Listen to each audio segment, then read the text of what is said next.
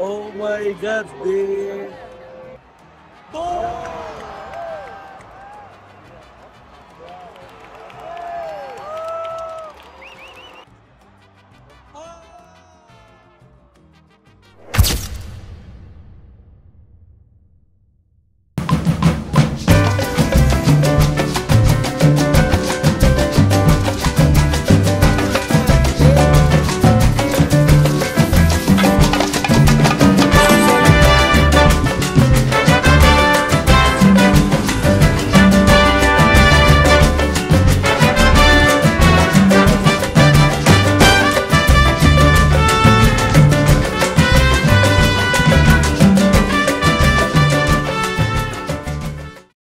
Hi guys, so for today's video magtutour tayo ngayon sa wrestling here in Mexico. 5 minutes later. So hi it's your guys again, welcome back to our channel. So for today ngayon, it's Press again, welcome back to our channel. So for today's video manonood ako ng wrestling dito sa Mexico, tatawag nilang Lucha Libre. So bawal yung camera, phone lang ang gamit ko for today. So ilalaban na natin to. Let's go. Para sa tour na to nag-sign up lang talaga ako sa reception ng ine-estiyan ko kasi nakita ko meron. Eh di syempre may mga kasama ko, so magiging masaya. At ito na nga ang first time kong pagsakay sa subway. Alam niyo ba na ang subway ng Mexico ang second most complex system ng subway sa Amerika. Second sila after ng New York. So nag-MRT kami guys, nag-subway kami. Okay naman yung subway nila. Ay yung mga kasama ko. Taran! Mag-vlog fairness, sobrang challenging nito. Bawal ang camera.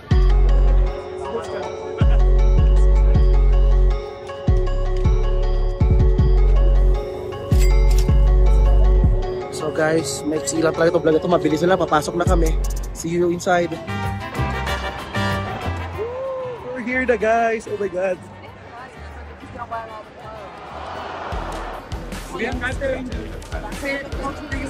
Whoa!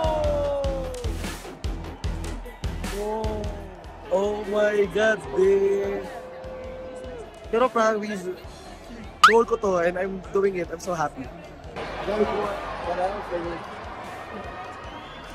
Sabi ng tour guide namin, babe, yung show dito every Thursday, every Tuesday, Friday, and Sunday lang ata. Parang ganun. Cheers! We have our cerveza. Salud! Cheers, guys! Cheers! Sa 120 peso. Alam mo ba na ang Lucha Libre ay isang kilalang Mexican wrestling na puno ng drama, aksyon at syempre maskara? Eto alam nyo ba na ang bawat maskara ay may kanya-kanyang kwento at kahulugan? Oo hindi lang ito bastang costume. Ito rin ay simbolo ng kanilang pagkakakilanlan. Kunyari, ang pangalan ng luchador is El Santo. Siyempre, magkakaroon niya ng simbolo ng kabayanihan, katarungan, ganon. Hindi lang siya basta may protection o para sa show. Meron siya talagang malalim na kahulugan. At saka, bawat disenyo is may connection talaga dun sa personality at character ng luchador. Boom! At ito pa alam nyo ba na may mga maskara din na ipinapasa sa iba't ibang henerasyon? O, diba? Kasi naniniwala sila na parang ipinapasa nila yung legacy nila sa susunod na luchador na magmamana nung achievement at tagumpay nila.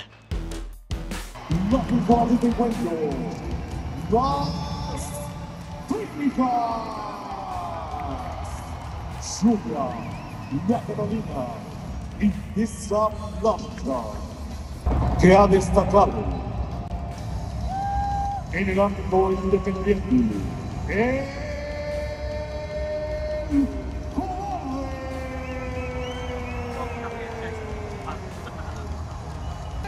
integrantes nueva llamada Dinastía Imperial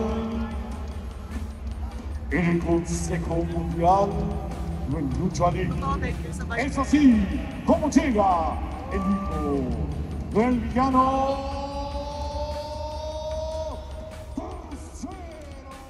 So So habang pinapanood ko to be, pareho lang tayo ng nararamdaman. Tulad ninyo, hindi rin talaga ako aware sa anong nangyayari dito. Hindi ko alam ano yung rules, kung 1-on-1 ba to, 2x2, grupo-grupo, or one for all for one. Basta nanonood lang kami. At dito be, bago kayo pumunta be, tinuruan din talaga kami ng mga bad words na sinasabi talaga nila sa laban. Siyempre kailangan matuto kami mang trash talk, di ba? So hindi ko na sabihin kasi bad niya. Ito be, tingnan mo, kitang-kita naman sa laban nila kung gaano sila ka-acting-acting o. Di ba yung kanilang pag-tumbling, yung timing, yung hintayan. Grabe, rehearsed na rehearsed. Kumbaga parang pwede na silang i-hire ni Coco Martin para sa Batang Quiapo. In fairness naman sa acting nila, makatotohanan talaga, no? At saka kung acting man yan ba or hindi, masakit. The guy that's in there now with the white, he's great.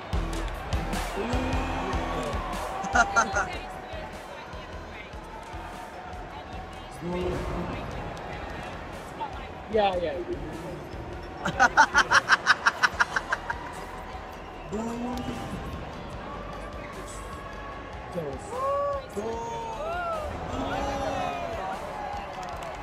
Happy naman ako be dahil in fairness meron ako dito naging kaibigan. Itong dalawang magjowang French at saka yung isang third wheel din nila. Ang bait nga nila kasi bigla na lang nila ako inadapt sa grupo nila.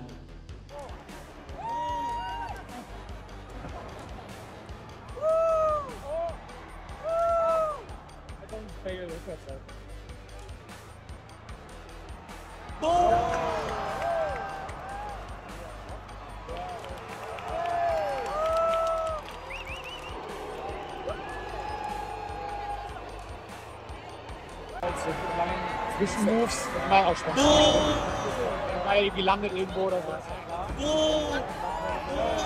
Kumbaga, sa totoo lang, hindi talaga naman kami nanonood nito dahil sa laban eh.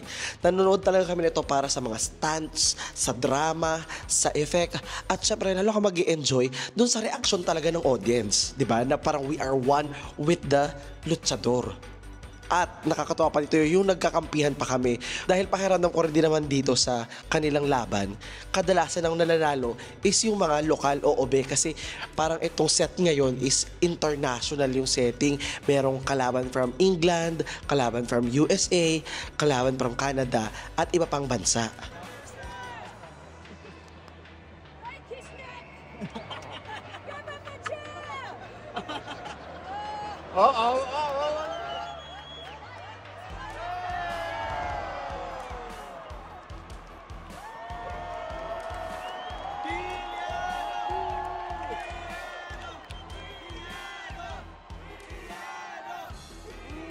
Grabe be, peke man to or hindi, grabe, alam natin, peke talaga to, aminin na natin, mapapahiyaw ka pa rin talaga at madadala ka talaga sa mga ginagawa nilang moves.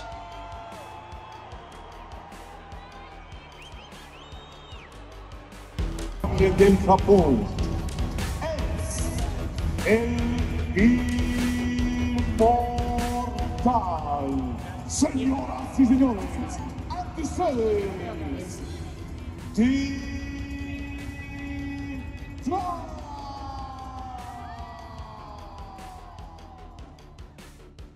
Itas pala.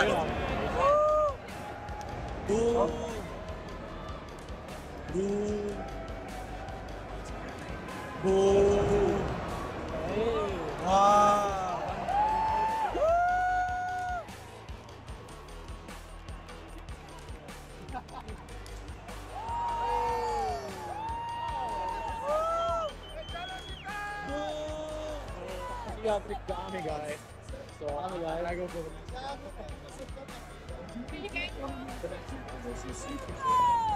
Boom! Boom!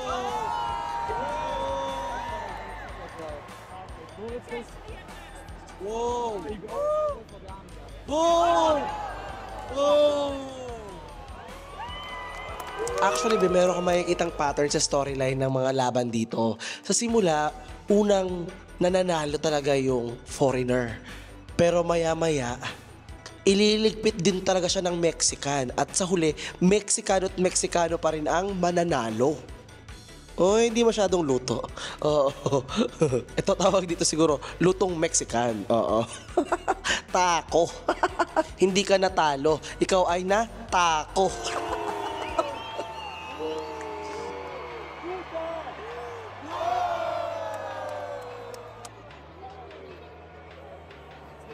Wow!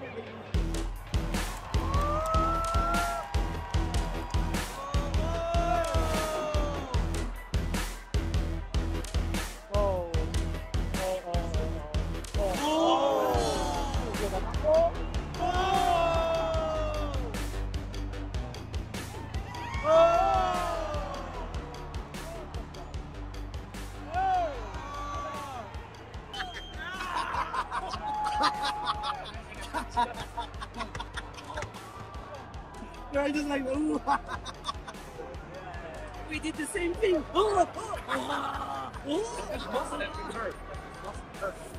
Nice. New here. New in Mexico. Oh.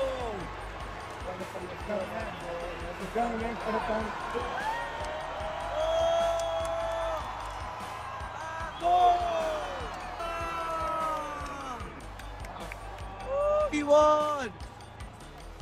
Titan! Titan!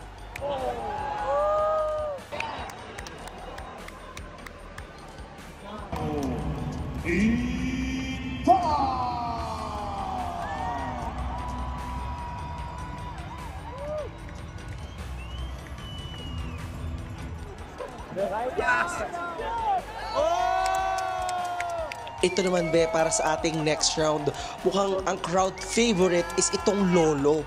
Be, imagine nyo parang Lolo na to, ilang taon na to?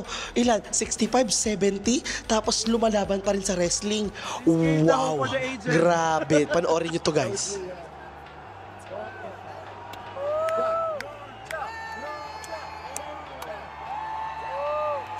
I want to root for the blue one now!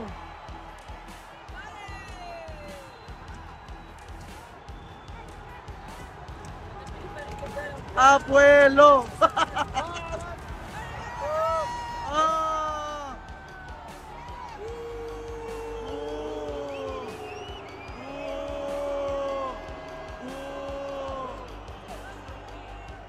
Respect the elderly man.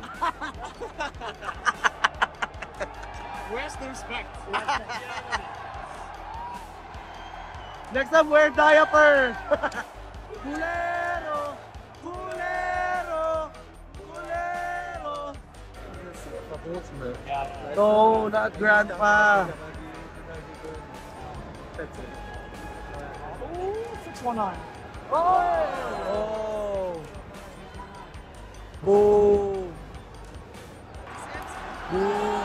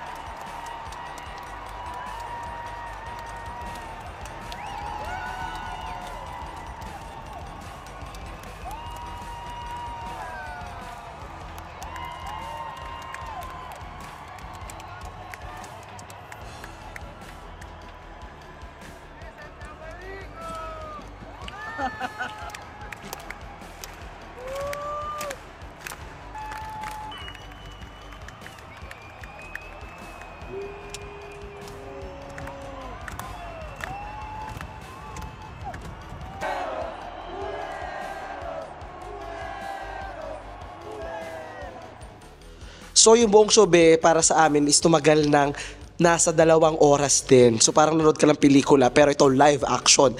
Bugbugan with matching stunts pa. Señoras y señores, ya tenemos fecha. 91 aniversario, 13 de septiembre, los 4 máscaras contra máscaras. Y les aseguro, no sé quién de ellos la va a perder. Porque yo se los juro que yo no la voy a perder.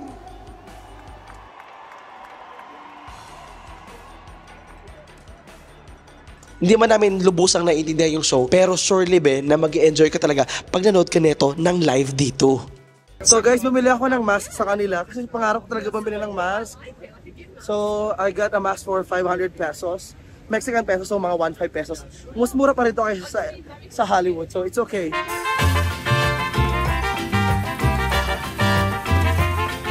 Sobrang nag-enjoy ako guys. Bumalik pa ako ngayon, no?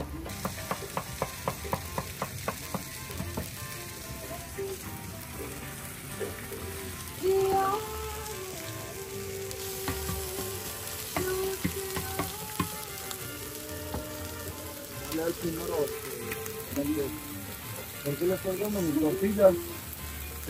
Tranquilos con mis tortillas.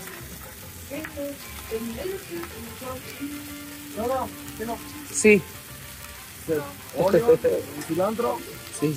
Dice que sí, cilantro.